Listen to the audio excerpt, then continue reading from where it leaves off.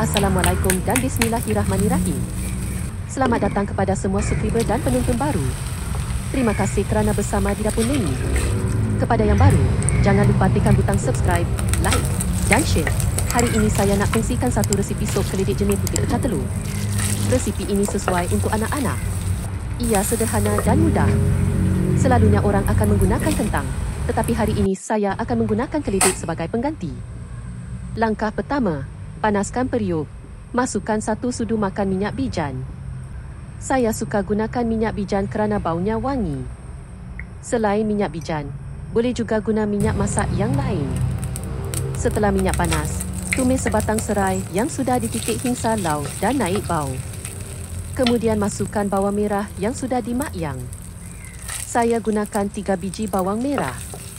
Tumis bawang hingga layu.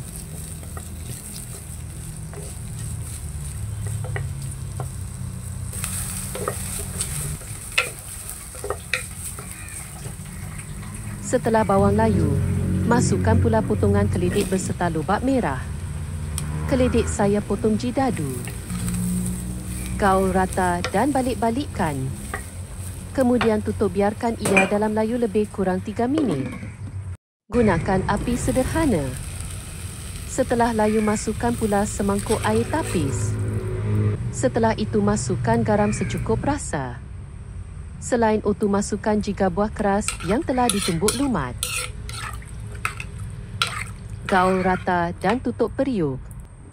Tunggu sampai ia mendidih. Setelah mendidih, angkat penutup periuk. Gunakan hujung pisau yang tajam untuk cucuk keledek dan periksa sama ada keledek sudah empuk satu belum. Teruskan dengan memasukkan mixed herbs. Herba ini berbau harum dan menambah selera makan. Gunakan 1 sudu teh. Lepas itu masukkan pula potongan buah tomato. Saya guna 2 biji tomato.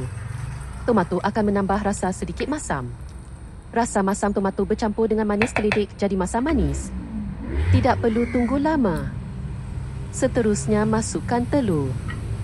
Saya gunakan 3 biji telur ayam.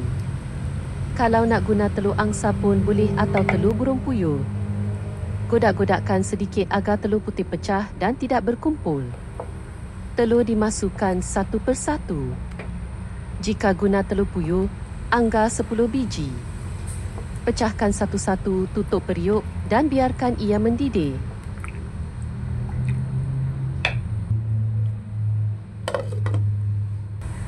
Alhamdulillah selesai. Syukur.